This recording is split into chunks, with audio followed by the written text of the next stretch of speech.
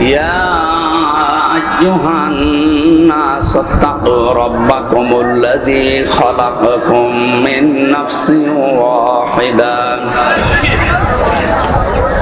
الذي خلقكم من نفس واحدة وخلق منها زوجها وبث منهما رجالا كثيرا ونساء واتقوا الله الذي تساءلون به والأرحام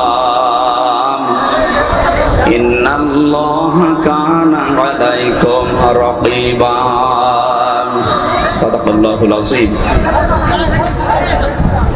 عن خديجة رضي الله تعالى عنه قال قال النبي صلى الله عليه وسلم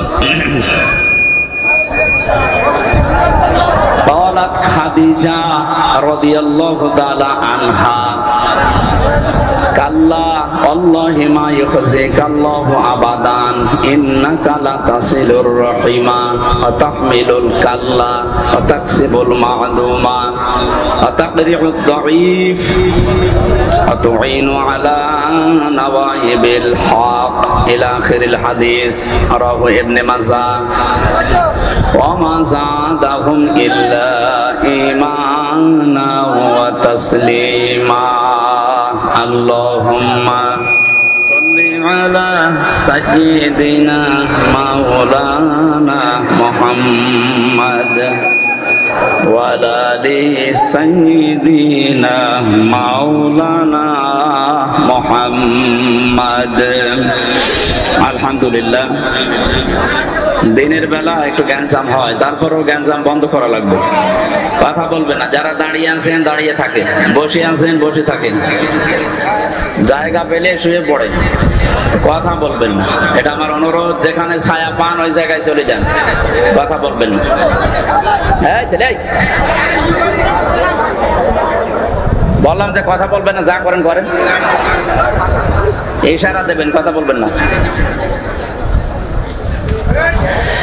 বাংলাদেশের ঐতিহ্যবাহী জেলা যশোর চৌগাছা থানার অন্তর্গত আরপাড়া স্কুল ও মাদ্রাসা ময়দানে হাফিজিয়া মাদ্রাসার উদ্যোগে তাফসীরুল কোরআন মাহফিলের স্বনামধন্য সভাপতি জনাব আলহাজ মাওলানা মোহাম্মদুল্লাহ, বিশিষ্ট আলেমে দ্বীন আরপাড়া, সম্মানিত পরিচালক মাওলানা মাহবুবুর রহমান, সহকারী অধ্যাপক, এতক্ষণ যারা আলোচনা রাখলেন মাওলানা হোসাইন আহমেদ মাহফুজ চুয়াডাঙ্গা, জনাব মাওলানা মহিনুর রহমান, মাহফিলের প্রধান অতিথি, সংসদ সদস্য প্রার্থী বাংলাদেশ জামাত ইসলামী যশোর জেলা চৌগাছা এবং জিগরগাছা মিলে নাকি, শ্রদ্ধাভাজন বড় ভাই, শ্রেষ্ঠ আলেমে দ্বীন, রাজনীতিবিদ জনাব মাওলানা অধ্যাপক আরশাদুল আলম দামাত বারকাতুহুমুল আলিয়া, মঞ্চে বসা সম্মানিত ওলামায়ে কেরাম, সামনে বসা মুসলমান ভাইরা, পর্দার আড়ালের সম্মানিতা মা এবং বোনেরা, পুরুষের কাজ চলছে তো দিনের বেলায়, এই জন্য মেয়ে লোকের কাজ কাম একটু মনে হয় নেই। যতক্ষণ আসলাম সে 12 বাজার থেকে এই পর্যন্ত শুধু মেয়ে লোক, এত মেয়ে লোক এলাকায়। কোরআনের জন্য যারা দল মত জাতি বর্ণ ধর্ম নির্বিশেষে নারী পুরুষ সবাই যারা এসেছি এই এলাকায়, আমার মনে হয় অনেক হিন্দু আছে। ওয়াইন আহাদুম মিনাল মুশরিকিন আস্তাজারাকা ফাআসমা হাত্তা ইয়াসমা কালাম আল্লাহ ফাআজিরহু হাত্তা ইয়াসমা কালাম আল্লাহ সুম্মা আবলিগহু মা'মানা। সূরা তাওবার ভিতরে আল্লাহ জানিয়েছেন, হে নবী, মুশরিকরাও যদি আপনার কাছে কোরআন শুনতে আসে, আপনি কোরআনে কারীম নির্দ্বিধায় এবং নিরাপত্তার সাথে শান্ত পরিবেশে তাদেরকে শোনার ব্যবস্থা করে দিবেন, এবং শোনা হয়ে গেলে তাদেরকে নিরাপদে বাড়ি পর্যন্ত যাওয়ার ব্যবস্থা করবেন।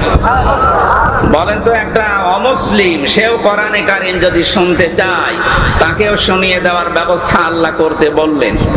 অথচ এই দেশে 96% মুসলমান আমরা, আমাদেরকে কোরআনে কারীম শোনানোর জন্য বিভিন্ন এলাকায় আয়োজন করা হয়, আর সেইটা এই 15.5 বছরে এই জালেমরা বন্ধ করে দিত। সূরা তাওবার এই আয়াত অনুযায়ী ওরা যে জালেম, আর কারো ফতোয়া লাগবে না, আর কারো ফতোয়া লাগবে না। কোরআনে যারা বাধা দেয় এরা জালেম। তিনটি জায়গায় যদি কেউ টাকা পয়সা খরচ করে, কিয়ামতে ওই টাকার হিসাব আল্লাহ নেবেন না।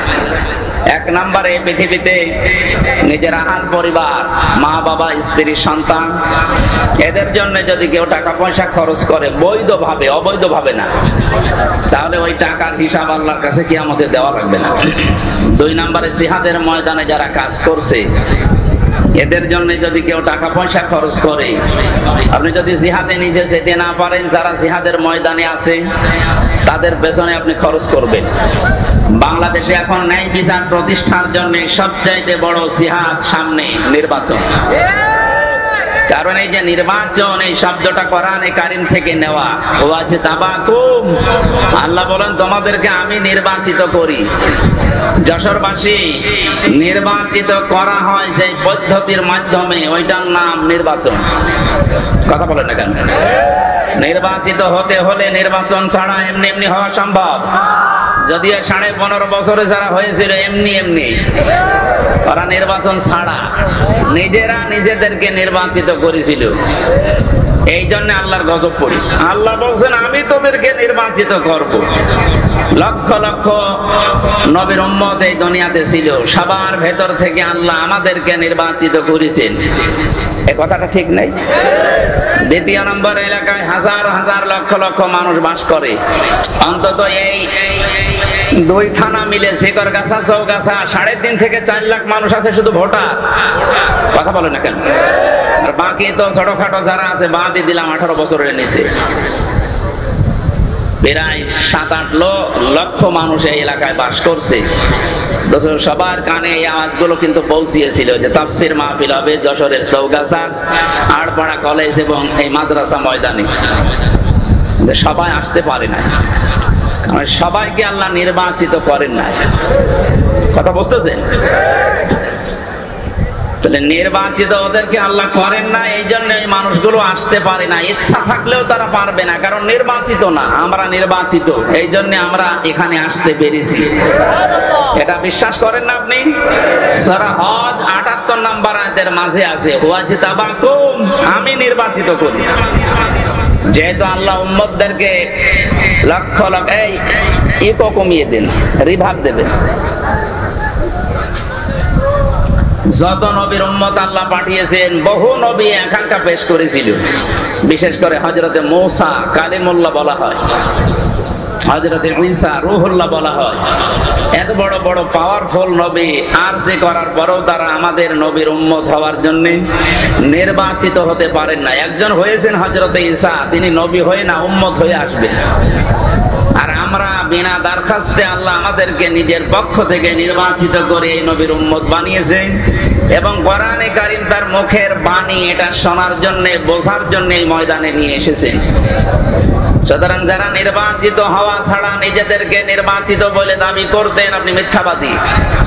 আজ 5-6 দিন দেখছি বিভিন্ন দেশে উনি ছড়িয়ে বেড়াচ্ছে যে আমি নির্বাচিত ছিলাম, আমাকে উৎখাত করা হয়েছে। এটা তাহা মিথ্যা কথা। 15.5 বছরে যে নির্বাচন হয়নি এটা শয়তানও জানে।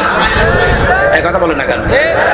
আপনি যদি ঘোড়াকে এখন ডাক দিয়ে জিজ্ঞাসা করেন যে 15.5 বছর যারা ছিল ওরা কি নির্বাচিত, ঘোড়াও হাসবে, বলবে একটা কথা বললেন। নির্বাচন ছাড়া যারা 154 জন হয়ে যায়, দিনের ভোট যারা রাতে করে ফেলে, এই মানুষগুলো নির্বাচিত, আপনি এ কথা বলেন কি করে? অথচ এই তাহা মিথ্যা কথা। সারা বিশ্বের বিভিন্ন দেশের মোড়লদেরকে কথা উনি এখন শোনাচ্ছে যে আমি নির্বাচিত ছিলাম। আপনি একটা হাজি মানুষ এরকম মিথ্যা কথা বলতে পারবেন না? ওনার ছেলে মেয়ে যেহেতু হজ করেনি ওই 2 জন, ওনার ছেলে মেয়ে যদি বলতো মেনে নিতাম। কিন্তু একটা হাজি মানুষের মুখে এত বড় মিথ্যা কথা শুনলে সারা বিশ্ব যেহেতু জানে যে দেশে 15 বছর নির্বাচিত হয়, তাহলে আপনি আন্দাজে দাবি করলে তাদের কাছে এই দেশের মানুষ মিথ্যাবাদী হয়ে যাবে না? এক কথা বলছেন এখন? সারা দেশের মানুষ না, সারা পৃথিবীতে 257টা রাষ্ট্র আছে এখন। এই 257টা রাষ্ট্রের ভেতরে বাংলাদেশ একটা। তামাম দুনিয়া জানে যে এরকম একটা দেশ আছে যেখানে নির্বাচন ছাড়া নির্বাচিত হয়। এখন হঠাৎ করে যদি আপনি বলেন যে আমি নির্বাচিত ছিলাম, তাম দুনিয়া থেকে তো ঘৃণা আসবে যে এত বড় মিথ্যা কথা ওই দেশের মানুষ বলে। আমি রমজানে ওমরায় ছিলাম, মদিনা থেকে আবু জাহেলের কবর দেখার জন্য যাচ্ছিলাম। যে ড্রাইভারকে নিলাম, মদিনায় বাড়ি ওনার, ভাড়া মেটানোর পরে আমারে বলছে ইয়া হাজিউল হুজ্জাত আইনা বিলাদুকা, হাজি দেশ কোথায়? যেহেতু মিন বাংলাদেশ। আমারে বলছে হারামি।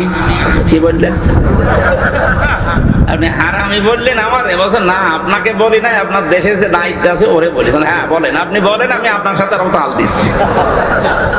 দেখেন ওই লোকটা মদিনার বাসিন্দা, ও জীবনে একে দেখিনি, খালি ইউটিউবে ইন্টারনেটে পত্রিকায় এদের কাজকর্ম দেখে যে এই দেশে আয়না ঘর আছে। কি আছে?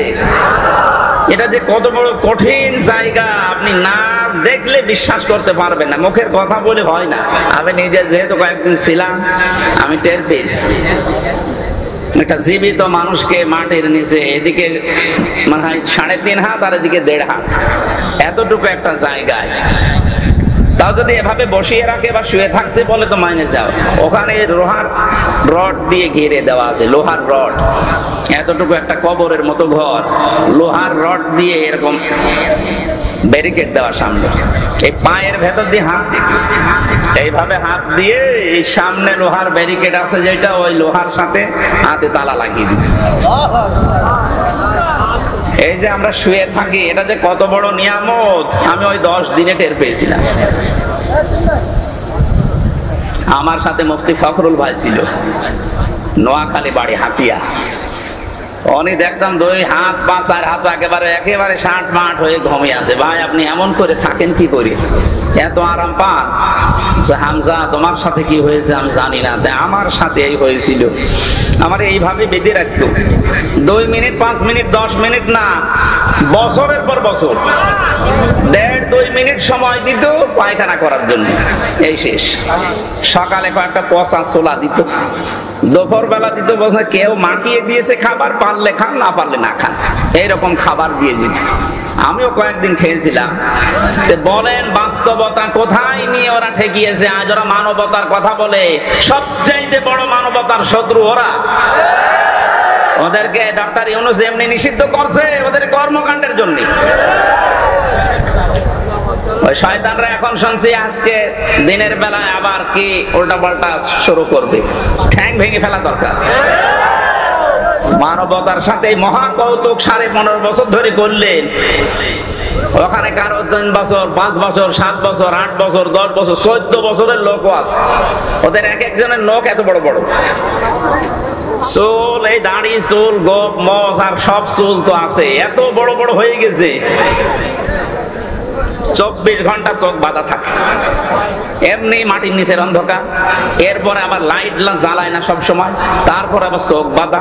বলেন তো, সেই ইউনূস নবীর ঘটনা পড়েছিলাম।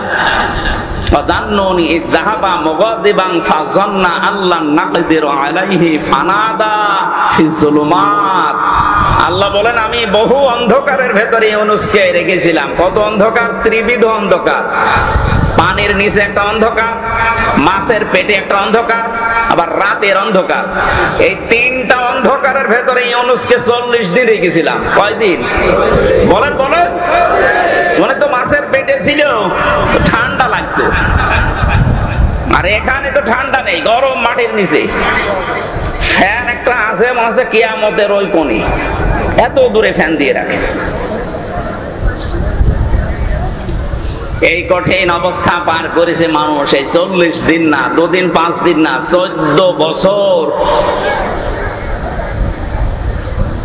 এই মাথাটা কালো কাপড় দিয়ে ঢেকে দিত, চোখ, পেছনে হাত বেঁধে দিত হ্যান্ডকাপ দিয়ে, ডান্ডা বেড়ে দিত মাথায়, পায়ের সাথে মাজা পর্যন্ত, বিশাল মোটা রশি এইরকম মাজায় দড়িয়ে পেঁচিয়ে টাঙিয়ে রাখত। তার 2-5 মিনিট পরে খুলে দে। 11 ঘন্টা আমারে টাঙিয়ে রেখেছে। আরো বড় বড় বড় আসামি, ওদের যে কতদিন টাঙিয়েছে। এই সমস্ত দৃশ্যগুলো আপনারা করেছিলেন, আপনি নিজেও জানেন যে এখানে কারা কারা আছে, আর আপনি এখন মানবতার কথা বলেন। আমার মনে হয় সামনে পেলে জোতা পিটা করে মেরে ফেলা দরকার। এদের মুখে মানবতার কথা মানায়? 2006 সালের অক্টোবর মাসের 28 তারিখে এই পৃথিবীর ইতিহাস ওরা পাল্টিয়ে ফেলেছে। জিন্দা মানুষকে পিটিয়ে মারার পরে লাশের উপর আবার ড্যান্স দিয়েছে। আমি দুনিয়ায় বহু ইতিহাস পড়েছি, কিন্তু মানুষ মানুষকে হত্যা করে ড্যান্স দেয় আমি পাইনি, এমনকি কুকুরের জীবনে তো পাইনি। অথচ মানুষের এই ঘটনা আমাদের বাংলাদেশে ঘটিয়ে ফেললো ওরা। একবার আসছিলাম সিরাজগঞ্জ থেকে, তখন বাসে আসতাম 7 সালে, ওটা 6 সালে, আমি 7 সালে ম্যাট্রিক পরীক্ষা দিয়ে ওই সময় আসার সময় এক বাসে বসে আছি। ড্রাইভার সাহেব রাস্তার মাঝে একটা কুকুর পড়ে আছে, ওর উপর দিয়ে না চালিয়ে বাম দিয়ে দিল, গাড়ি ঝাঁকি দিয়েছে।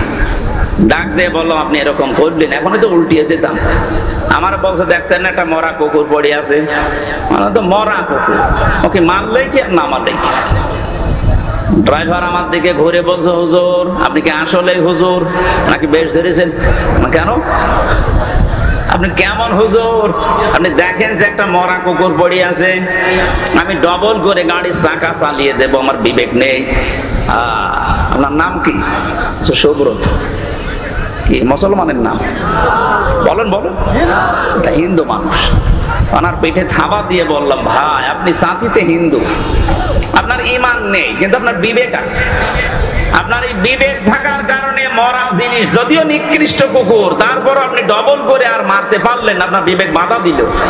অথচ গত বছর এই 6 সালে অক্টোবরের 28 তারিখে মানুষ হত্যা করার পরে অনেকে ড্যান্স দিল, যার কথা মতো সারা দেশ থেকে লোকে বইটা নিয়ে গেল, তার বিচার হওয়া দরকার না? সেই তো হুকুমের আসামি, কারণ তার হুকুম ছাড়া তো সারা দেশ থেকে এই লোকে বইটা নিয়ে যেত না। এই কথা বলে না কেন? সেই 6 সাল থেকে 20-24 সাল এখনো ষড়যন্ত্র থেমে নেই, এখনো বাইরে বসে বসে উনি আদেশ দিচ্ছে সারা দেশ থেকে আসো, এক জায়গায় জড়ো হও। আমরা পাগল ভালো হয়ে গেছি, কথা বলো না কেন? এখন আর 2024 সালের 5 আগস্টের আগে নেই, 5 আগস্ট পার হয়ে গেছে। এদেশের এক একজন মানুষ এখন এক একটা যোদ্ধা, কথা বলে না কেন? নিষিদ্ধ করেছে সরকার আপনাদের, যদি পাই নিষিদ্ধ জিনিস নিষিদ্ধই করে খেয়ে ফেলা।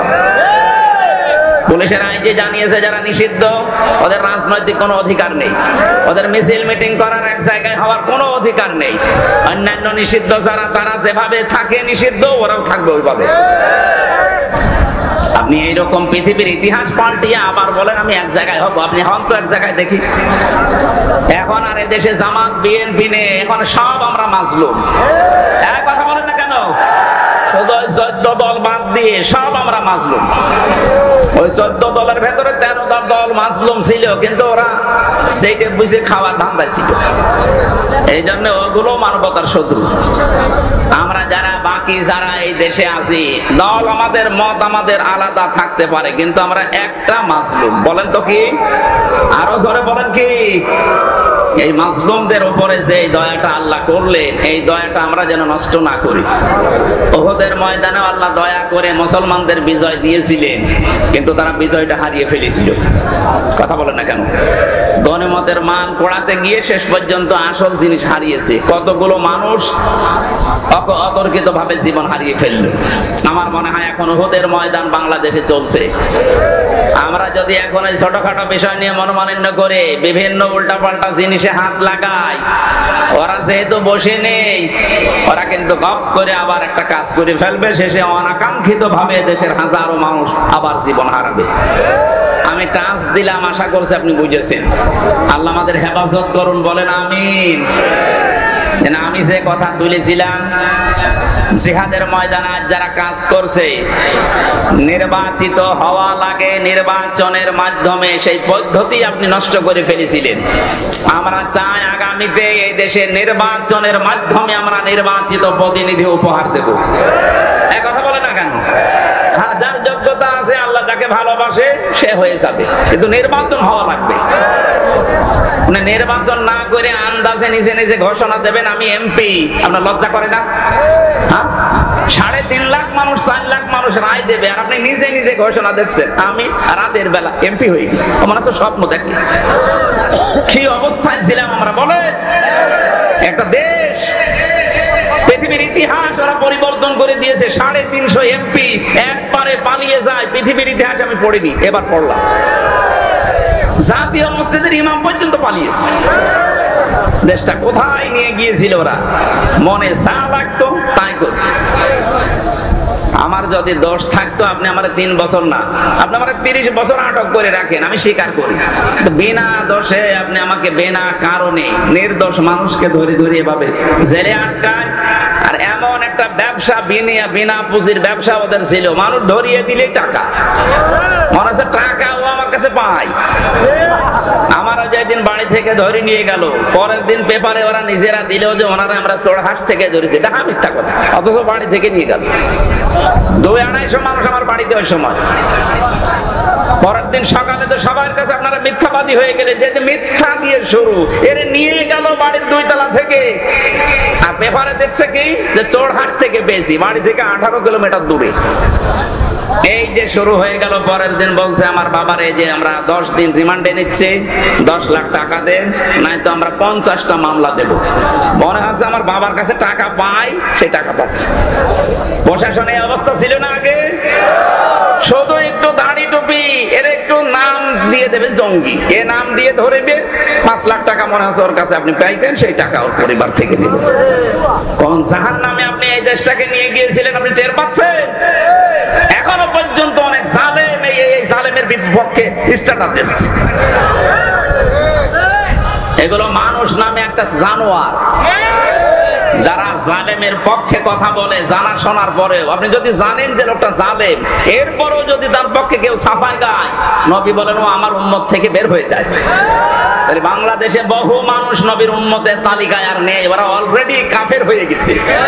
আর নবীর উম্মতের তালিকায় যারা থাকবে না তারা কি বলেন? সে ইহুদি হতে পারে, খ্রিস্টান হতে পারে, বৌদ্ধ হতে পারে, হিন্দু হতে পারে। নবীর উম্মতের তালিকায় যার নাম নেই ওইটা কাফের। আরো জোরে বলেন। আপনি নিজেকে কাফের ঘোষণা দিচ্ছেন, হয়তো বাংলায় বলছেন না আমি কাফের, কিন্তু কাজ কর্মে আপনি কাফের হয়ে গেছেন। আল্লাহ আপনাকে হেদায়েত দান করে। হেদায়েত দান করলে হবে না, কারণ হেদায়েত জালেমদের আল্লাহ দেয় না। আল্লাহু লা ইয়াহদিল কওমাজ জালিমিন। তারপরেও দোয়া করার দরকার, দোয়া করছি আল্লাহ যেন তাদেরকে ফিরিয়ে আসার, অন্তত ওই যে সাহাবায়ে কেরাম যেভাবে ফিরে এসেছিলেন ওইভাবে ফিরে আসার তৌফিক দেন। বলেন আমিন। যারা তাদেরকে আল্লাহ নির্বাচিত করে এই ময়দানে নিয়ে আসলেন এই দিনের বেলায়, প্রচন্ড গরম, হাজারো কাজ ছিল আমাদের, সব বাদ দিয়ে আমরা এখানে এসেছি। যে আল্লাহ দয়া করলেন আমাদের উপরে, খুশি হয়ে বলেন আলহামদুলিল্লাহ। দরুদ আর সালাম পড়ছি আমাদের নবী মুহাম্মদুর রাসূলুল্লাহ সাল্লাল্লাহু আলাইহি ওয়াসাল্লামের প্রতি। আজকে আমরা তেলাওয়াত করেছি সূরা নিসা, একটা মাত্র আয়াত পড়েছি। সূরা নিসার ভেতরে এমন এমন কিছু তথ্য আল্লাহ দিয়েছেন, একেবারে 176টা আয়াত আছে, 24টা রুকু আছে। এতগুলো কথা তো বলা সম্ভব না। মদিনায় যেহেতু নাযিল হয়েছে মাদানী জিন্দেগি নিয়ে, এবং এই সূরার যে কয়টা শিক্ষা আছে প্রথম আয়াতে, এইগুলো আপনাদের সামনে আমি উপস্থাপন করব। ওমা তাওফীক ইল্লা বিল্লাহ। সূরা নিসা, নিসা মানে মেয়ে লোক। নিসা মানে কি? আমি আসার সময় বহু মেয়ে লোক দেখেছি, এই জন্য এই সূরাটা বেছে নিলাম। আজ বাস্তবে আমাদের মেয়েদের অবস্থা কি, আর আল্লাহ কোরআনে কারিমে তাদের দায়িত্ব কি দিয়েছেন? কয়েকটা প্রশ্ন এখানে দেখলাম, এই প্রশ্নের আলোকে কিছু কথা আসতে পারে। এক বোন লিখেছে, বাংলাদেশ জামাত ইসলামী সংগঠনের কাজ মহিলাদের করা কোনো হাদিসে কোরআনে আছে না ঘরে বসে নামাজ রোজা করলে জান্নাত পাওয়া যাবে? কে লিখেছেন আমি জানি না। না, পৃথিবীর প্রত্যেকটি নবীর উম্মত যারা দাবি করবে তাদের জন্য একামতে দ্বীনের কাজ করা তার স্ব জায়গা থেকে ফরজে আইন। এটা শুধু ফরজ না, ফরজে আইন। দলিল হচ্ছে সূরা তাওবা 71 নম্বর আয়াত। এরপরে যতগুলো কথা আছে আপনি মিলাবেন। আল মুমিনুনা ওয়াল মুমিনাতু বা'দুহুম আউলিয়াউ বা'দ ইয়ামুরুনা বিল মা'রুফি ওয়া ইয়ানহাউনা আনিল মুনকার ওয়া ইউকিমুনাস সালাতা ওয়া ইউতুনাজ যাকাতা وَيُقِيمُونَ الصَّلَاةَ وَيُؤْتُونَ الزَّكَاةَ أُولَئِكَ سَيَرْحَمُهُمُ اللَّهُ إِنَّ اللَّهَ عَزِيزٌ حَكِيمٌ। এই আয়াতের ব্যাখ্যায় দেখবেন ফি জিলালিল কোরআন আর ইবনে কাসির। আপনি এই দুইটা তাফসিরে দেখবেন অনেকগুলো পয়েন্ট ওখানে দেওয়া আছে। আল্লাহ বলেন মুমিন নারী মুমিন পুরুষ এরা একে অপরের বন্ধু। কে বলছেন? কোন কাজে বন্ধু? তারা ভালো কাজ করলে একে অন্যকে সাহায্য করবে, অন্যায় কাজ করলে তারা বাধা দেবে একে অন্যকে। তা আপনি যদি নারী পুরুষ খালি ঘরের ভেতরে বসে নামাজ রোজা করে শেষ করে দেয়, এই আয়াতটা আল্লাহ কি খেলা করার জন্য নাযিল করলেন? আল্লাহ শুধু মুমিন পুরুষের নাম দিতে পারতেন, মুমিনা পুরুষ যারা, নারী যারা, এদের নাম দেওয়ার দরকার ছিল? নাম যখন দিয়েছেন আপনার কাম কিছু আছে, কথা বলেন না কেন? আমাদের কাজ হবে নারী পুরুষ একসাথে মিলে আমরা ভালো কাজে আদেশ করব, যে যে জায়গায় আছে ওই জায়গা থেকে। তাই বলে পর্দার বিধান লঙ্ঘন করা যাবে না। এক কথা বুঝতেছে? আজ অনেক মহিলা দেখতে পাচ্ছি বাংলাদেশের চট্টগ্রাম বিভাগে আছে, আমার ওই লাইনে থাকি বেশি, তো অনেক মহিলা বিভিন্ন নামে, বিভিন্ন পীরের মুরিদ, বিভিন্ন সংগঠনের নাম নিয়ে এরা মাইকে ওয়াজ করছে আর হাজার হাজার মেয়ে লোক শুনতেছে। মেয়েদের কণ্ঠ পর্দার অন্তর্ভুক্ত। কথা বলছেন আমার? হ্যাঁ, আপনি আপনার নিজস্ব পরিমণ্ডলে যদি ওইভাবে কথা বলতে পারেন, আপনার আওয়াজ বাইরে গিয়ে এমন এমন পুরুষ আছে আপনার আওয়াজ শুনে উল্টাপাল্টা ধারণা করবে, শেষে তার মনের জেনা হয়ে যাবে। না এরকম আল্লাহর ওলি দেশে নেই? আছে মানে কোরআনে কারিমে আল্লাহ মেয়ে লোক, তাও নবীর স্ত্রী, তাদেরকে উদ্দেশ্য করে আয়াত নাজিল করছেন। সূরা আহজাব 32 নম্বর আয়াত। ইয়া নিসান নাবিয়্যি লাস্তুন্না কাআহাদিম মিনান নিসাই ইন ইত্তাকাইতুন্না ফালা তাখদা'না বিল কওলি ফায়াতমা'আল্লাযী ফি কলবিহি মারাদু ওয়া কুলনা কাওলাম মা'রুফা। আল্লাহ পাক বলেন, হে নবীর স্ত্রীরা, দুনিয়ার কোন সরদার বংশ, সৈয়দ বংশ, কুরাইশ বংশ, এদেরকে আল্লাহ ডাক দেননি, ডাক দিয়েছেন সরাসরি নবীর স্ত্রীদের। যশোরবাসী আমরা যত খারাপ মানুষে হই, মায়ের সামনে খারাপ কাজ করার সন্তান দুনিয়ায় আছে। হ্যাঁ, অন্যায় উল্টাপাল্টা কাজ আমরা করি, কিন্তু মা বাবার সামনে কোন সন্তান অন্তত নিকৃষ্ট যে কাজ, আল্লাহর ভাষায় জেনা, এটা মা বাবার সামনে কোন সন্তান করবে? বলেন বলেন। আল্লাহ এদের নাম এই জন্য দিয়েছেন যে নবীর স্ত্রীদের তো উম্মতের জন্য। এমনি মাকে আল্লাহ বলছেন, হে নবীর স্ত্রীরা, যখন কারোর সাথে কথা বলবা পর্দার আড়াল থেকে বলবা। ১৫০০ বছর আগে হয়তো মোবাইল ছিল না, কিন্তু পর্দার হিসাব ছিল না। কথা বলে না কেন? পর্দার আড়াল থেকে বলবা, হিসাবের বাইরে থেকে, অথবা একটা চাদরের বাইরে থেকে কথা বলবা। ঠিক কথা, মিথ্যা কথা বলা যাবে না, কিন্তু কথা বলার সময় ভাষা হবে রুক্ষ সূক্ষ্ম, কণ্ঠস্বর এমন কড়া কড়া করে কথা বলবা, যার ভেতরে, মনের ভেতরে দুর্বিসন্ধি আছে, নেফাক আছে, গোড় আছে, ও মনের ভেতর থেকে ও রোগ দূর হয়ে যাবে তোমার কথা শোনার পরে। ওরে বাবা, এ তো মহিলা না, এ তো আজরাইল। আপনি শাবনূরের কণ্ঠে কথা বলেন, ও বলবে কাজ হচ্ছে। কিছুদিন পরে দেখবেন ২-৩ ছেলে ফেলে থইও আল্লাহ রাস্তায় পালিয়েছে। এটা শুরু করেছিলেন আপনার ওই মোবাইলের মোলায়েম কণ্ঠ দিয়ে। এই জন্য মোবাইলে কথা বলবে মেয়েরা রুক্ষ সূক্ষ্ম গরম দিয়ে। কথা বুঝতেছে? এই জন্য পর্দার বিধানটা খেয়াল রাখেন। এগুলো যারা করছেন বিভিন্ন সংগঠনের নাম নিয়ে, বিভিন্ন পীরের মুরিদের নাম নিয়ে, এই মহিলারা বিভ্রান্ত।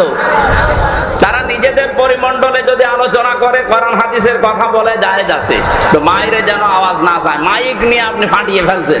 আপনার কণ্ঠ কি পুরুষের কণ্ঠ নাকি? কণ্ঠের ভেতর একটা পর্দা আছে। এই জন্য ভালো কাজে আদেশ দেওয়ার জন্য 2 জনে লাগবে, এবং অন্যায় কাজ বন্ধ করার জন্য 2 জনে লাগবে। নামাজ কায়েম করো, যাকাত দাও, উলাইকা সায়ারহামুহুমুল্লাহ। আল্লাহ বলেন, এই মানুষগুলোর উপরে অতি শীঘ্রই আমার রহমত আমি আল্লাহ নাজিল করব। ইয়ারহামুহুমুল্লাহু আছে, আল্লাহ নিজে এখানে ফাইল, এর আগে সিন দিয়েছেন, এর আগে উলাইকা দিয়েছেন। সূরা তাওবা 71 নম্বর আয়াত, 10 নম্বর পারা, 16 নম্বর পৃষ্ঠা, 13 নম্বর লাইনে আছে। আরো কিছু বলা লাগবে? এই প্রশ্নের জবাব যদি না পান, এই আয়াতের তাফসীর পড়বেন, সূরা তাওবা 71 নম্বর আয়াতে। শুধু নামাজ রোজা করে জান্নাত যাওয়া যাবে না। দিন কায়েমের জন্য সর্বাত্মকভাবে স্ব জায়গা থেকে কাজ করা ফরজ।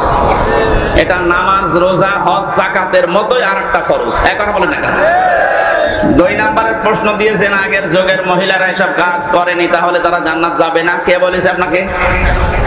হযরতে সুমাইয়া যিনি প্রথম শহীদ, ওনার জীবনী পড়ে দেখবেন। মুসলমান হওয়ার পর থেকে উনি যতদিন বেঁচে ছিলেন ওনার লজ্জাস্থানে বর্ষা নিক্ষেপ করে বিদায় করা হয়েছে। এইরকম মহিলা যেই কয়েকদিনই তিনি হায়াত পেয়েছিলেন, মক্কার ঘরে ঘরে গিয়ে মহিলাদের কাছে লা ইলাহা ইল্লাল্লাহ মুহাম্মাদুর রাসূলুল্লাহ এ দাওয়াত পৌঁছিয়ে দিয়েছেন। আর আপনি বলছেন ও আগেকার মহিলারা করেনি। কে লিখেছে আমি জানি না, আপনি হয়তো না জেনে লিখেছেন। প্রত্যেকটি মানুষের এই দায়িত্ব ছিল। বাল্লিগু আন্নী ওয়ালাউ আয়া, নবীজি বলেন একটা কথাও যদি তোর জানা থাকে ওটা মানুষের কাছে পৌঁছিয়ে দে। এটা কি শুধু পুরুষ উম্মতকে বললেন না মহিলা উম্মত? বলেন বলেন।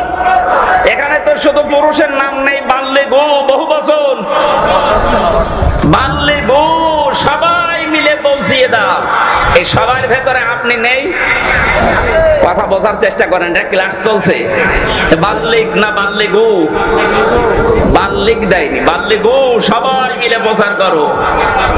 আন্নি আমার পক্ষ থেকে, ওয়ালাউ আয়া যদি একটা আয়াত একটা কথাও তোমার জানা থাকে ওইটাই প্রচার করে তারপরে মরো। সুতরাং এটা না জেনে লিখেছেন, আগেকার মহিলারা করেনি তা না। প্রত্যেকটি মানুষ যারা আল্লাহ রাসূলে বিশ্বাসী, পরিপূর্ণ যারা প্র্যাকটিসিং মুসলিম, এদের জীবনে এটা ছিল। আমি একজন সংগঠনের কর্মী, একদিকে আমার স্বামীর বাধা, অন্যদিকে সংগঠনের চাপ। এখন আমি কি করব? না, আল্লাহ রাসূলের নাফরমানি হয়, আল্লাহ রাসূলের কাজের বিরোধিতা হয়, এমন কোন কাজ স্বামী কেন স্বামীর বাপ বললেও শোনা যাবে না। এটার দলিল হচ্ছে ইবনে মাজাহ শরীফের হাদিস, লা তাআতা লি মাখলুকিন ইল্লা বিমাসিয়াতিল খালিক। আল্লাহর নবী জানিয়েছেন আল্লাহ রাসূলের অবাধ্য হয়ে যায়, আল্লাহ রাসূলের বিধান মানা যায় না। সেখানে যদি বাবা না, স্বামী না, দুনিয়ার সব মানুষ এক জায়গায় হয়, ওদের আনুগত্য করা জায়েজ নেই। সুতরাং আপনি কৌশল অবলম্বন করে এই কাজগুলো এখন টিকে থাকেন। স্বামীকে, আমরা শ্বশুরকে, আরো যারা আছে আন্ডারে এদেরকে বোঝান। বুঝলে ভালো, না হলে আল্লাহর রাস্তায় ছেড়ে দেবেন যে আমি আর পারলাম না, তোমার হাওলায় দিলাম, আমাকে তোমার দিনের কাজ করার মতো একটা পরিবেশ তৈরি করে দাও। আপনি দরুদ শরীফের আমলটা বেশি বেশি করেন, লা হাওলা ওয়ালা কুওয়াতা ইল্লা বিল্লাহিল আলিয়্যিল আযীম, এটা বেশি বেশি পড়েন। হাসবি আল্লাহ, ফাকুল হাসবি আল্লাহ লা ইলাহা ইল্লাহু আলাইহি তাওয়াক্কালতু ওয়া হুয়া রাব্বুল আরশিল আযীম। সূরা তাওবার এই শেষের আয়াতটা একটু বেশি বেশি যখন পড়ে, যখন মনে তখনই পড়বেন, দেখবেন কঠিন কঠিন কাজ আল্লাহ সহজ করে দেবেন। কয়টা আমলের কথা বললাম? তিনটা। এক নম্বরে দরুদ শরীফ, আল্লাহুম্মা সাল্লি আলা মুহাম্মাদ, এতটুকু পড়লেও হবে। মাঝে মাঝে সাল্লাল্লাহু আলাইহি ওয়াসাল্লাম বলে নেবেন। এই আমলটা আমি সহ প্রত্যেকের দরকার না? এক কথা বলেন না কেন? যখন টেনশন, চিন্তা, একটা ঝামেলা মাথায় এ দূর হচ্ছে না, তখনই একবার, দুইবার, পাঁচবার দরুদ শরীফ পড়ে নেবেন। আল্লাহুম্মা সাল্লি আলা মুহাম্মাদ ওয়া আলিহি ওয়া সাহবিহি ওয়া বারিক ওয়া সাল্লিম। পুরোটা পড়তে পারলে ভালো। আনমনা হয়ে যদি আপনি এটা পড়তেই থাকেন, লা হাওলা ওয়ালা কুওয়াতা ইল্লা বিল্লাহ, লা হাওলা ওয়ালা কুওয়াতা ইল্লা বিল্লাহিল আলিয়্যিল আযীম, পুরোটা পড়তে পারলে ভালো, না ইল্লা বিল্লাহ পর্যন্ত হবে। এরপরে মুখের ভাষায় থাকা লাগবে আপনার আস্তাগফিরুল্লাহ, আস্তাগফিরুল্লাহ, আস্তাগফিরুল্লাহ। তাহলে যতগুলো গুনাহ হবে ওইগুলো আল্লাহ ঝরাবে। এটা আস্তাগফিরুল্লাহর একটা গুণাগুণ। আস্তাগফিরুল্লাহ পড়লে জীবনের গুনাহ মাফ হয়, কিন্তু তওবা করলে শুধু গুনাহ মাফ হয় না, ওই গুনাহ মাফ হয়ে পুরো জায়গা ফাঁকা করে দেয় আল্লাহ। ওই জায়গাটা তখন আল্লাহ নিজে নেকি দিয়ে ভরাট করে দেয়। তাহলে আস্তাগফিরুল্লাহ বা ইস্তেগফার আর তাওবা কি এক জিনিস? সব সময় আপনি আস্তাগফিরুল্লাহ, আস্তাগফিরুল্লাহ পড়তেই থাকবেন। 4 নম্বরে যেটা বললাম, কি আপনাদের কিছু মনে নেই নাকি?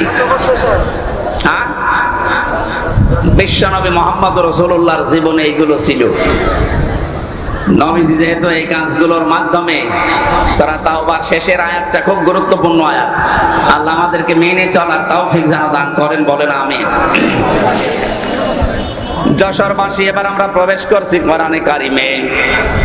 সূরা নিসা, নবীজির প্রতি সূরা নাজিল হওয়ার পরে বিশ্ব নবী জানিয়েছেন, আমাকে যদি দুনিয়ার সব কিছুর মালিক বানিয়ে দেওয়া হতো আমি এত খুশি হতাম না। কোরআনে কারিমের সূরা নিসার 5টা আয়াত পেয়ে আমি যত খুশি হয়েছি, বলেন সুবহানাল্লাহ। প্রথম আয়াতটাই হচ্ছে সূরা নিসার, ইন্নাল্লাহা লা ইয়াযলিমু মিসকালা যাররা ওয়া ইয়াতাক তাকু হাসানাতান ইউদাইফহা ওয়া ইউতি মিন লাদুনহু আজরান আযীমা। বলেন আল্লাহু আকবার। ইয়াদের সুসংবাদে অবশ্যই আমি আল্লাহ কারো উপরে যারা পরিমাণও জুলুম করি না। এটা শোনার পরে নবীজি এত খুশি হয়েছিলেন, নবীজি বলেন আল্লাহ তুমি যদি দুনিয়ার পুরাটাও আমাকে দিয়ে দিতে আমি এত খুশি হতাম না। দ্বিতীয় নম্বরে তিনি খুশি হয়েছিলেন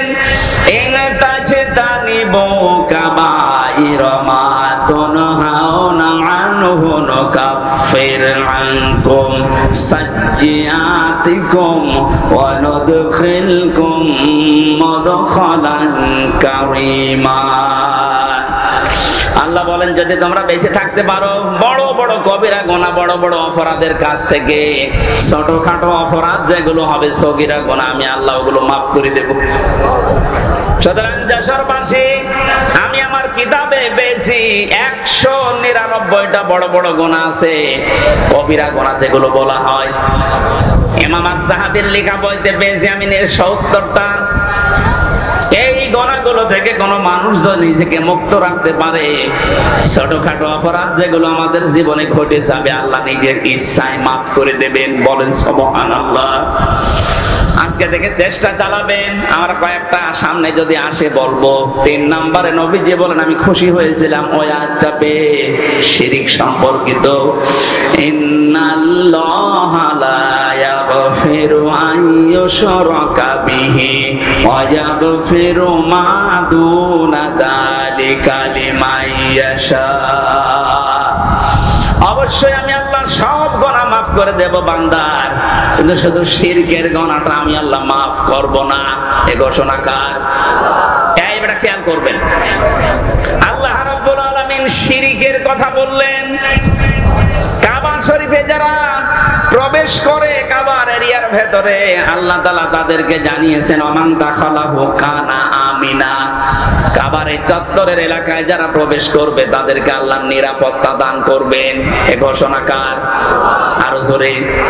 যেহেতু আমরা বাংলাদেশের মানুষ ৬০০০ কিলোমিটার দূরে আছি, সব সময় কাবার চত্বরে যাওয়া সম্ভব না। আমাদের ৫৬,০০০ বর্গ মাইল যদি কাবার চত্বরের মতো নিরাপত্তা দিয়ে ঢেকে রাখতে চাই, কোনো আমল নেই দুনিয়ায়, কোনো কাজ নেই। এটা সূরা আনআমের ৮২ নম্বর আয়াতে পাবেন। ৭ নম্বর পারা ১৭ নম্বর পৃষ্ঠার ১ম নম্বর লাইনে আছে আল্লাযীনা আমানু ওয়া লাম ইয়ালবিসু ঈমানাহুম বিযুলমিন উলাইকা লাহুমুল আমনু ওয়া হুম মুহতাদুন। একটু খেয়াল করবেন এদিকে। কোন দিকে তাকাচ্ছেন? ইয়ার কি করার জন্য এসেছেন? আল্লাহ পাক বলেন যারা ঈমান আনে এবং ঈমানের সাথে ইলতিবাস করে না, আলাম ইয়ালবিসু মিশ্রণ ঘটায় না, যোগ করে না, এর সাথে মিলে মিশে থাকে না, কিসে? বিজুলমিন, জুলুমকে। এখানে জুলুম মানে শিরিক। জুলুম মানে কি? যারা তাদের ঈমানের সাথে শিরিককে মিশ্রণ করে না, উলাইকা লাহুমুল আমনু। আল্লাহ বলেন এই মানুষগুলো আমি আল্লাহর কাছে নিরাপদ। ওরা যদি নিরাপত্তা পেতে চায়, আমি আল্লাহ বলছি তারা যেন ঈমানকে শিরিক থেকে বাঁচিয়ে রাখে। আমি মক্কা মদিনায় বহু ঘোরাঘুরি করেছি জীবনে, ওখানে আর যাই হোক ওখানে শিরিক নেই। কথা বুঝতেছেন? ওমান দাখালাহু কানা আমিনা, সূরা ইমরানে আছে। আল্লাহ পাক বলেন কেউ যদি কাবার চত্বরে প্রবেশ করে তাকে যেমন নিরাপত্তা দিয়ে দেয়। এটা তো কাবার চত্বর, এটা না এ চৌগাছা কি কাবার চত্বর? কথা বলেন না কেন?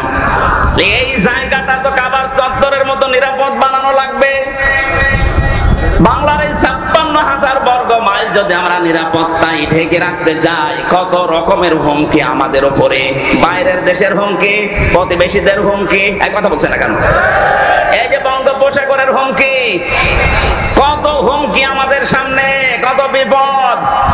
আল্লাহ পাক যদি ১ সেকেন্ডের ভেতরে দেশটা ডুবিয়ে দেওয়ার ইচ্ছা করে, শুধু কোন বলবেন ফায়া কোন সঙ্গে সঙ্গে হয়ে যাবে, কারণ সেই সিস্টেম আমাদের চারিদিকে আছে। আল্লাহ বলেন এত বড় বড় বিপদ থেকে নিজেদেরকে যদি নিরাপদ রাখতে চাও তাহলে শিরিক তোমাদের ঈমানের সাথে মেশাবা না। বাংলার মানুষেরা এদেশে একটা গোপন শিরিক প্রকাশ্যভাবে রূপ নিয়েছে। এই শিরিকটা যদি আমরা তুলে দিতে না পারি আমরা কিন্তু নিরাপত্তা পাবো না। কারণ নিরাপত্তা দেওয়ার মালিক আমেরিকা না, নিরাপত্তা দেওয়ার মালিক কে? আমি কি ওই গোপনটা বলবো? রাগ করবেন না তো? এদেশে বহু মানুষ এই কথা বলে, ক্ষমতার উৎস জনগণ, এটা শিরিক। এটা সূরা বাকারার ভেতরে আছে, আন্নাল কুওয়াতা লিল্লাহি জামিআ, সব ক্ষমতার মালিক কে? আরো জোরে, জোর হলো না, আরেকবার বলেন, জবান খুলে সবাই বলেন, ক্ষমতার মালিক কে? এইটাই হারিয়ে ফেলেছিল 15.5 বছরে। ওরা মনে করতো আমরা ক্ষমতার মালিক। এখনো পর্যন্ত অনেকের ভেতরে বিশ্বাস আছে, অথচ লোকটা নামাজ পড়ে, রোজা রাখে, হজও করে এসেছে, দান সাদকা করে, কিন্তু বিশ্বাস করে আমাকে জনগণ ক্ষমতায় বসাবে। কি কথা বলেন না কেন? এটা যে শিরিক, আপনি কি বিশ্বাস করেন? সূরা বাকারা কি করেন কি? একটা কথা বোঝার মতো কিছু না, আমি গল্প করছেন মানে।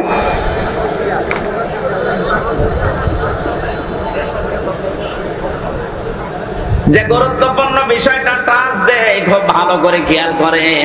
হাজারো মানুষ আজ এই শিরিকটা বুঝে করুক না বুঝে করুক মুশরিক হয়ে মরে যাচ্ছে। বলেন তো বিশ্বাসী মানুষ দেশে নেই? এক কথা বলেন না কেন? আপনার নামাজ দিয়ে কি করবেন? আপনি তো মুশরিক। এই মাহফিলটা দিয়েছেন 1 বছর পরে, এটা তো কিছু দরকার, কিছু যদি নিতে না পারেন 7 টাকা খরচ করা কি দরকার ছিল আপনার? আজকে নিয়ে যাওয়া লাগবে। যাদের ওই বিশ্বাস আছে আপনি যেন এই মুহূর্তে বিশ্বাসটা পাল্টাতে পারেন। এটা আপনার কাজে লাগবে সব সময়, মরণের সময়। এখন একটা তথ্য বলছি কোরআনে কারিম থেকে, সূরা নাহাল 32 নম্বর আয়াত। আমি আলেমদেরকে বা জিজ্ঞাসা করব, গল্প করাচ্ছে আপনাদের। যদি বলতে না পারেন না, আপনার দেখেন কি করি। আল্লাযীনা তাতাওয়াফাহুমুল মালাইকাতু তাজ্জিবিনা ইয়াকুলুনা সালামুন আলাইকুম উদখুলুল জান্নাতা বিমা কুনতুম তা'মালুন। আল্লাহ পাক বলেন যে মানুষগুলো মৃত্যু মুখে পতিত, ফেরেশতারা যখন তাদের কাছে আসবে, এদের ভেতরে যে মানুষগুলো তাজ্জিব, পবিত্র, তাজ্জিবিনা বহু বচন দিয়েছেন। এই আয়াতের তাফসীর কারা কারা পড়েছে আমি জানি না, আমার দৃষ্টিতে 2টা সূক্ষ্ম জিনিস ধরা পড়েছে। এই যে তাজ্জিবিনা, আল্লাহ জানিয়ে দিয়েছেন যাদের জীবন তারা পবিত্র করবে। তাজ্জিবিন মানে শুধু পোশাক পবিত্র না, শুধু শরীর পবিত্র না, আপনার চিন্তা চেতনার পবিত্রতা লাগবে। আজ হাজারো মানুষ এই উল্টা পাল্টা চিন্তা করার কারণে তাহিরি সাহেবের মতো মুশরিক হয়ে মরে যাচ্ছে। ও তো নামাজ পড়ে, রোজা রাখে, জিকির করে, কিন্তু ওর চিন্তা চেতনায় শিরিক ভরা। আল্লাহকে ডাকার পাশাপাশি ও ডাকতেছে কেল্লা বাবা, ফতে বাবা। এটা শিরিক না? এক কথা বলে না কেন? আমাদের এই যশোর গোষ্ঠী ঝিনাইদহ এগুলো আমরা অনেক একটু মুক্ত আছি, এগুলো চট্টগ্রাম আর সিলেট বিভাগে বেশি। আমি যেটা আপনাকে শিক্ষা দেওয়ার জন্য বলছি, ফেরেশতারা যখন দেখবে এর মৃত্যু পর্যন্ত পুরাটা এর শরীর না, এর পোশাক না, এর চিন্তা চেতনা, এর বিশ্বাস, এর কর্মজীবন, সব জায়গাগুলো পবিত্র, পরিষ্কার, পরিচ্ছন্ন, তখন ফেরেশতারা বলবে ইয়াকুলুনা সালামুন আলাইকুম উদখুলুল জান্নাহ, শান্তি তোমাদের উপরে, প্রবেশ করো আল্লাহর ওই বাগানে। জোরে বলেন আল্লাহু আকবার। আমাদের প্রতিটি মানুষের জীবনে এরকম একটা সময় আসুক, আমরা চাই না। তাহলে আমাদের চিন্তার পবিত্রতা আনা লাগবে। যারা এই বিশ্বাসে এখনো পর্যন্ত আছেন যে ক্ষমতার উৎস জনগণ, এরা আমাকে ভোট দিয়ে ক্ষমতায় বসাতে পারে, আল্লাহ না, তাহলে এই বিশ্বাস করার নাম শিরিক। কারা কারা এই বিশ্বাস করেন হাত তোলেন তো। এলাকায় তো মুশরিক আছে। মুশরিকের জন্য জানাজা নেই, কবরস্থান নেই, ওই যে পুড়িয়ে ফেলে হিন্দুদের মতো আপনাকেও পুড়িয়ে ফেলা লাগবে না।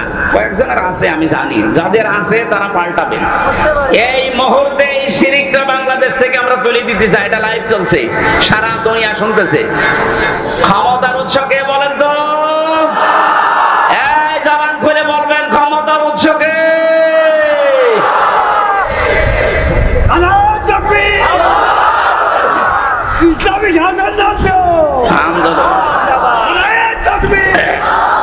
আলহামদুলিল্লাহ ভাই, আপনারা যেটা বুঝেছেন। বসেন বসেন বসেন, এমনি সময় নেই ভাই।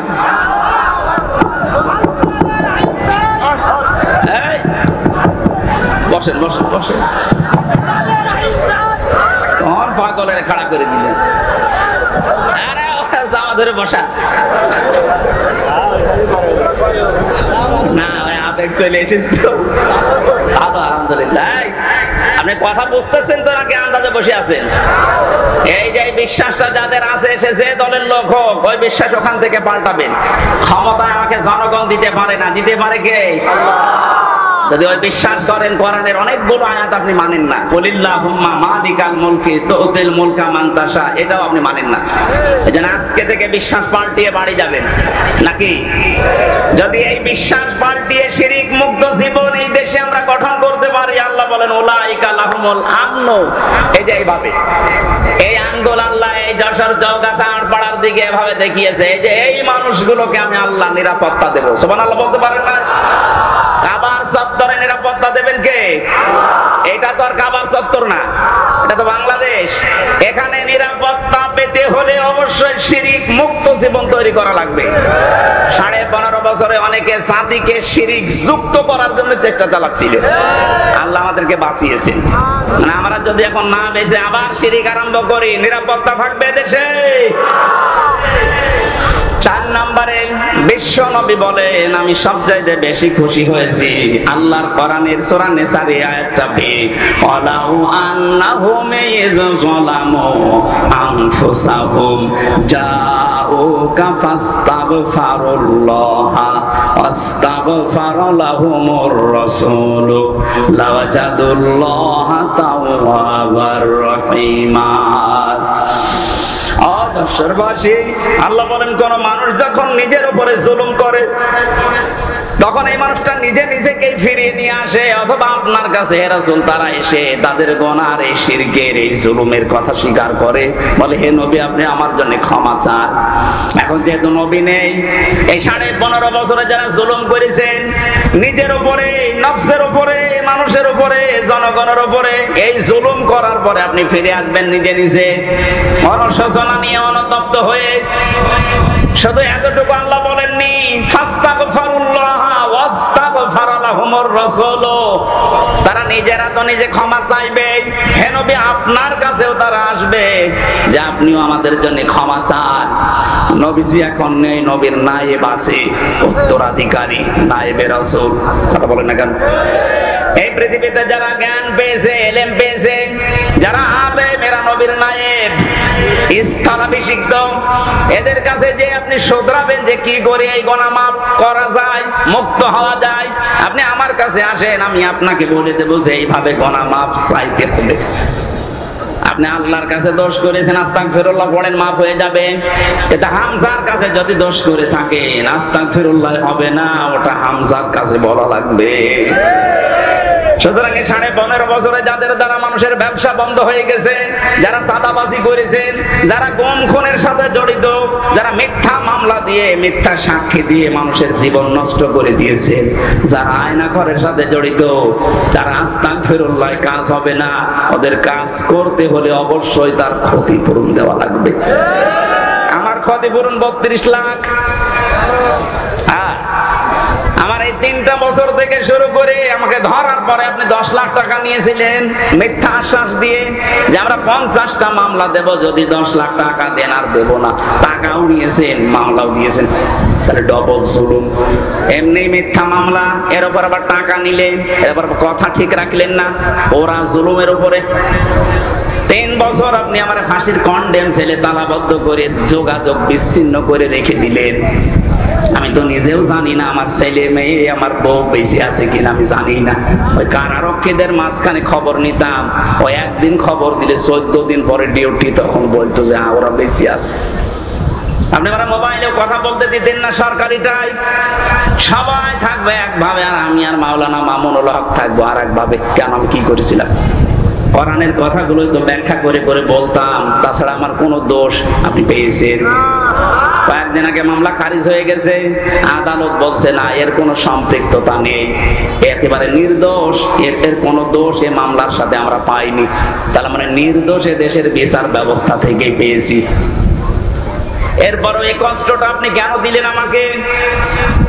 যদি আপনার বড় কোনো ক্ষতি করতাম, বলে যে শিরিকের বিরুদ্ধে কথা বলে, আরে কি শিরিকের বিরুদ্ধে আমি বলবো কেন? আল্লাহ বলাচ্ছে আমারে, কথা বলে না কেন? শিরিকের বিরুদ্ধে কথা আমি বলি না, আল্লাহ বলাই। ওনার ওই অ্যাডভার্টাইজ যদি আমি না করি তো আমি কিসের বান্দা, কিসের আলেম হলাম আমি? শিরিকের পক্ষে যারা, মূর্তির পক্ষে যারা কথা বলতো তাদেরকে বড় বড় জায়গায় ইমামতি দিয়ে দিত।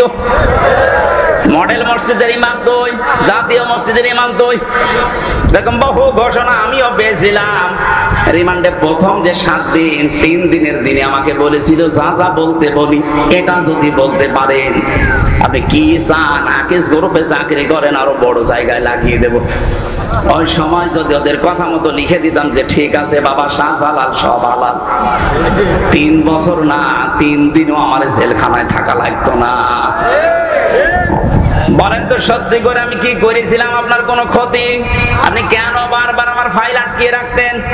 লাল কালি দিয়ে বলেছে এইটা এইটা এইটা হবে না, যতই আদালতে তুলে আমি করবো কি? বাড়িতে মাঝে মাঝে কারারক্ষীদের মাঝে খবর নিতাম যে ভাই বলবেন যে আমার মামলা তুলতে, বললাম না, একদিন পরে 14 দিন পরে একবার খবর আসে, ওরা বলতো কি বলবো? বারবার তো বলি আপনার মামলা তো তোলে, কিন্তু দেয় না, আল্লাহর ওলির সই লাগবে। এত বড় অত্যাচার জুলুম আপনি নীরবে আমার উপর করতে পারলেন। একটা দুর্বল মানুষ, আমার শরীরই চলে না। আমি কি আপনার মেয়ের দিকে তাকিয়েছি কোনোদিন? আর আপনার যে মেয়ে কি তাকানোর মতো? আমি আমার মতো 10টা মানুষ তো কিছুই হবে না। এক কথা বলছেন কেন?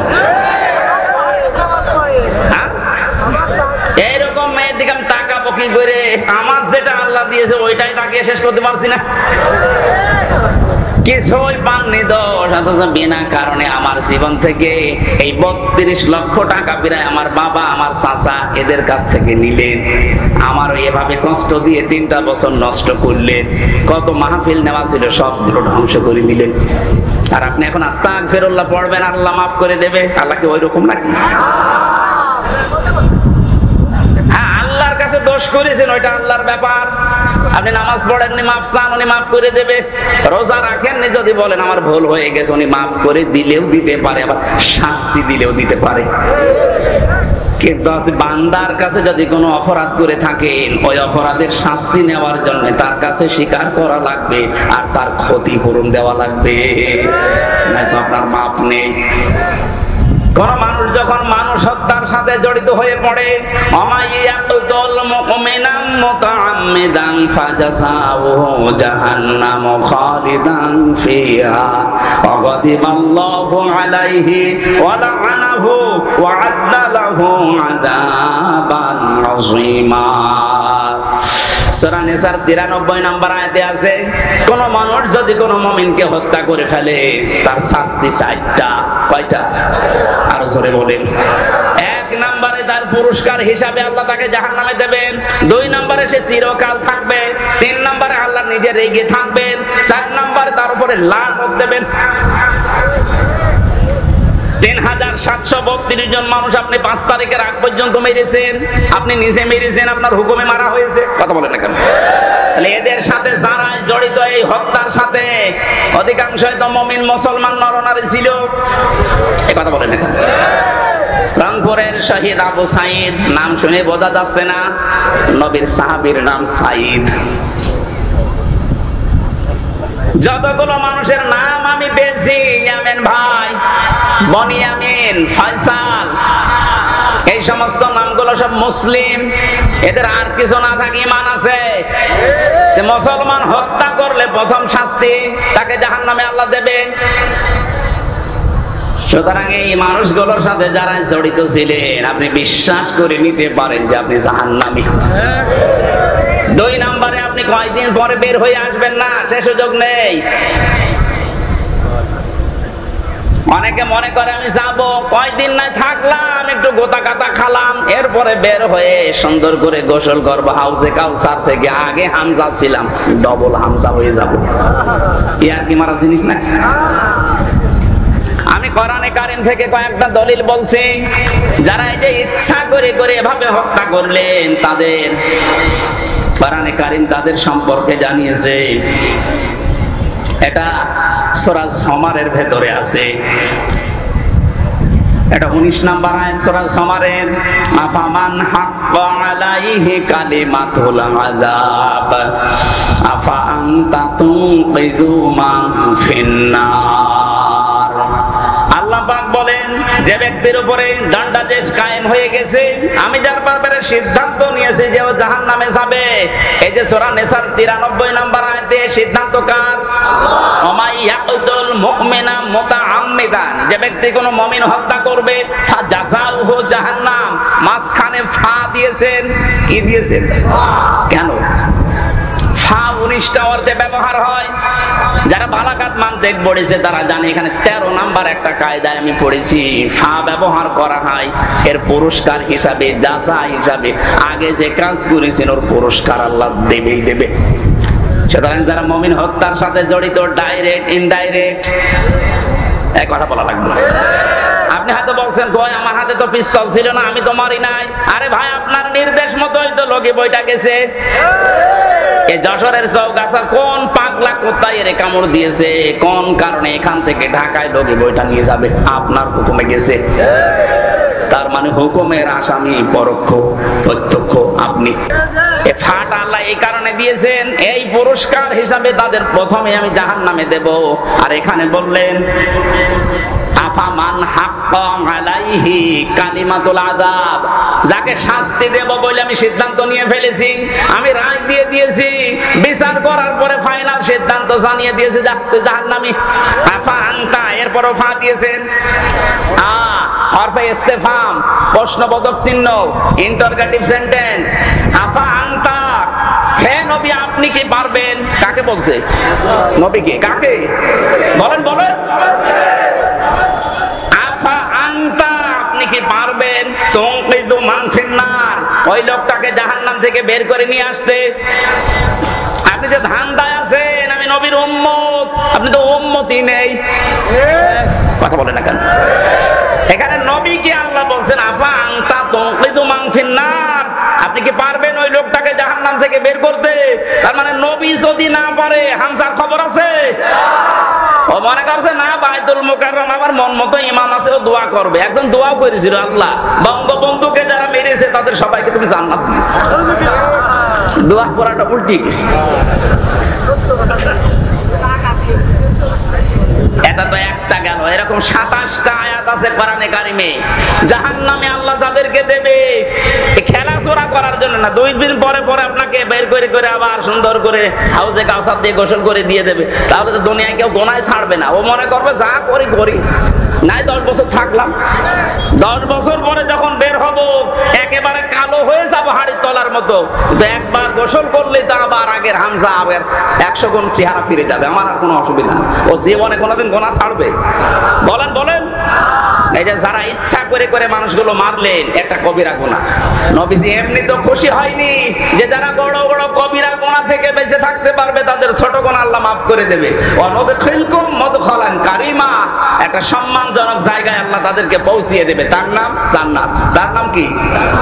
আমার আলোচনার বিষয় ছিল এই জায়গায় যে নিজে অপরাধ করেছেন যার কাছে, আপনি ক্ষমা চাবেন তার কাছে। সে যদি বলে আমার ক্ষতিপূরণ দেন, তার ক্ষতিপূরণ দেবেন, এরপরে পড়বেন আস্তাগফিরুল্লাহ। কথা বুঝেছেন না না বুঝার ভান করে আছেন? বলেন বলেন। এই বাংলাদেশে এই তাওবাটা যদি শুরু হয়ে যায়, আমি যেমন আমার টাকা ফেরত পাবো, আমার মতো হাজারো মানুষ তাদের ব্যবসা ফেরত পাবে। কত মানুষের কাছ থেকে মিথ্যা মামলা দিয়ে, মিথ্যা সাক্ষী দিয়ে, শুধু মনে আছে পাওনা টাকা চাইতে যায় আরো দিয়ে দেয়।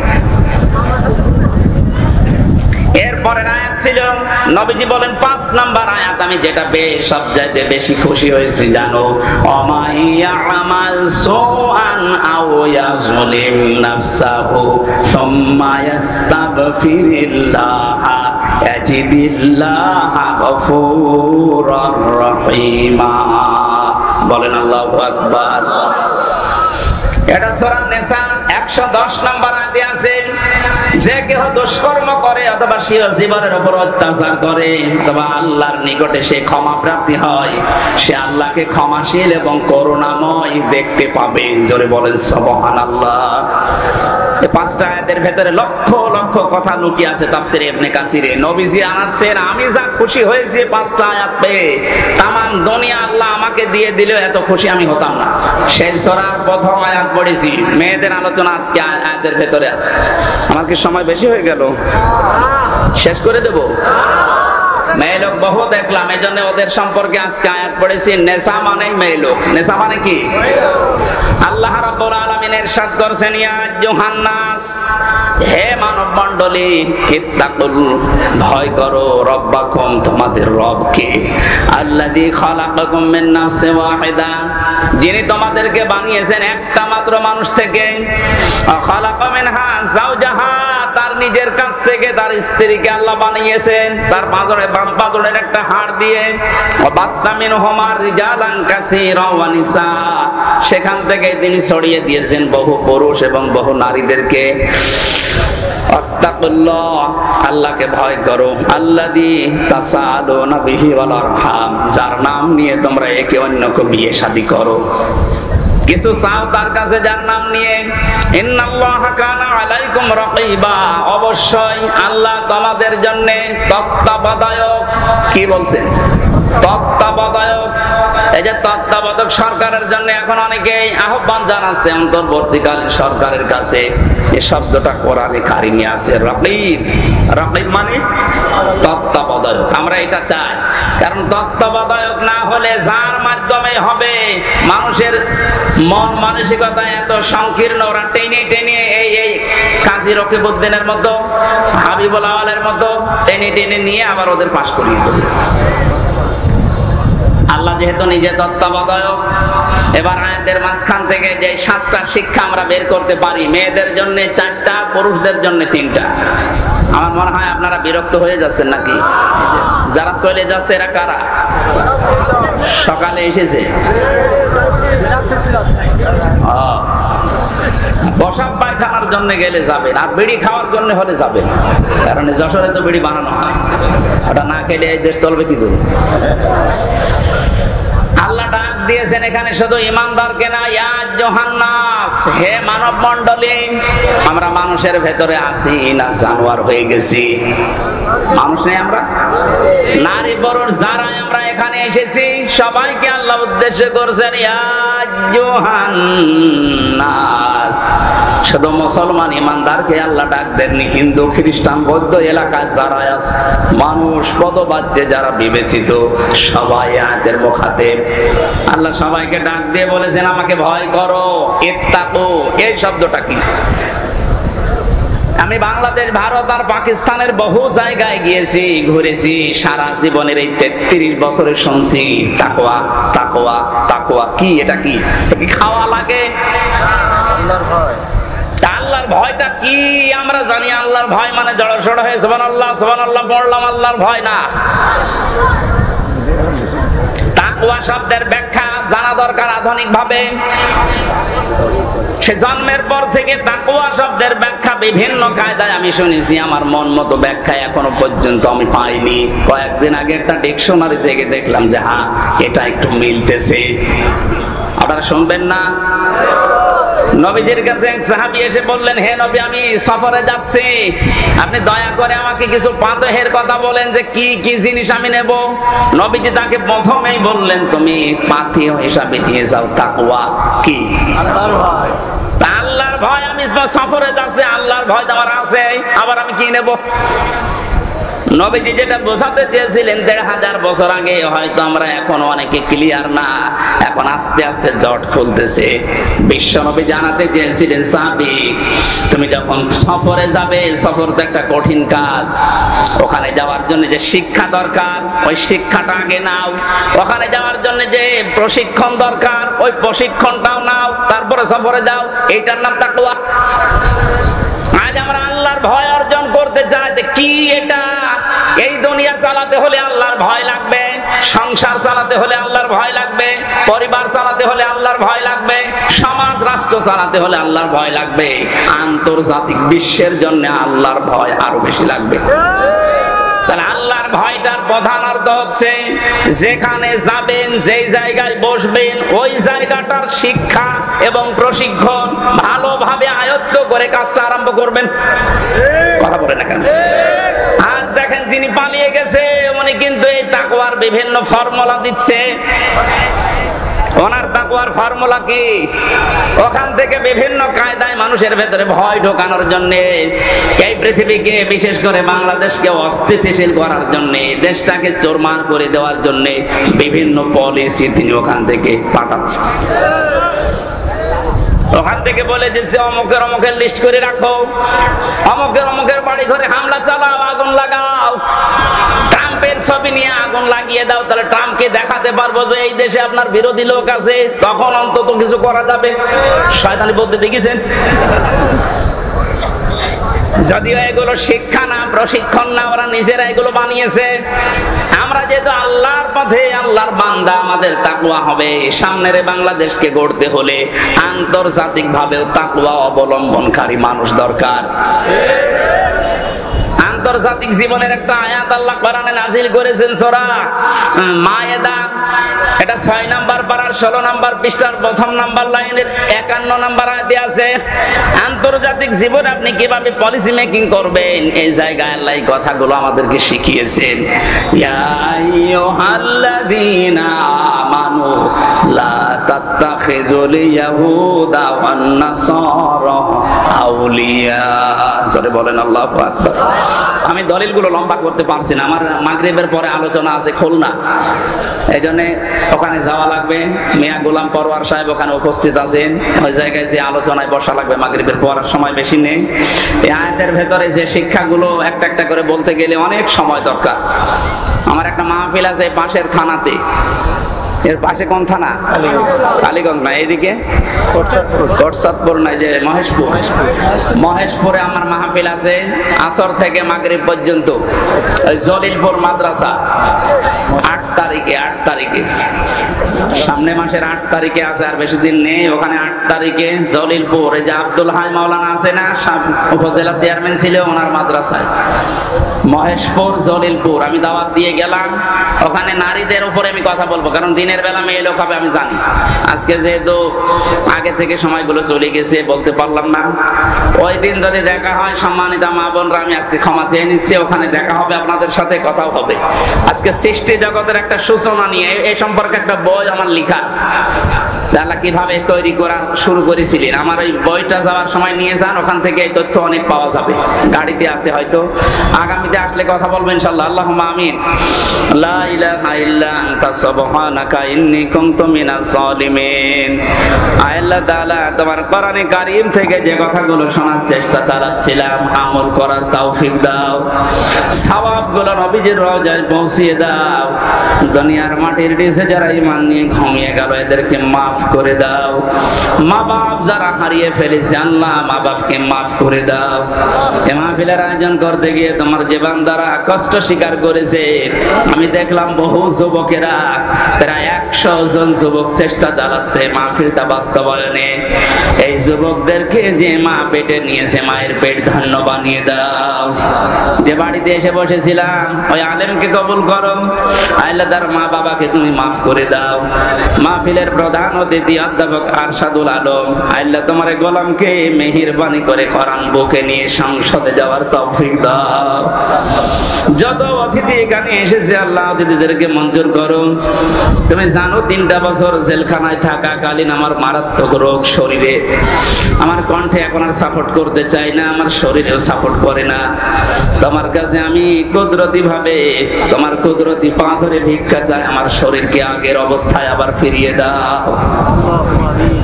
সম্মানিত মা বোনদেরকে কবুল করো। আল্লাহ তাআলা বহু মা বোনেরা বিভিন্ন জায়গায় গাছতলায় বাঁশের নিচে ঘরের ভেতরে বসে আছে, যার যা মনের কামনা বাসনা যায় সেগুলো পূর্ণ করে দাও। অনেকের জীবনে এমন এমন রোগ তুমি দিয়েছে মানুষের কাছে বলতেও পারে না। কোরআনের এই মাহফিলের ইজ্জতে তাদেরকে তুমি শেফায়ে কামিলা জেলা নসিব করে দাও রব্বুল আলামিন। যে সমস্ত মেয়েরা স্বামীর সংসারে অশান্তিতে আছে আল্লাহ তুমি শান্তি দাও। যাদের মেয়ে বিয়ে দেওয়ার উপযুক্ত হয়ে গেছে আল্লাহ সৎ পাত্রের ব্যবস্থা করে দাও। এলাকায় মাটির নিচে যত মানুষ ঘুমিয়ে আছে কোরআনের ইজ্জত এদেরকে মাফ করে দাও। এই স্কুল মাদ্রাসা আল্লাহ কিয়ামত পর্যন্ত তুমি কায়েম রাখো এখানে। বারাকাল্লাহু লানা ওয়া লাকুম ফিল কোরআনিল আযীম। মরণ আসলে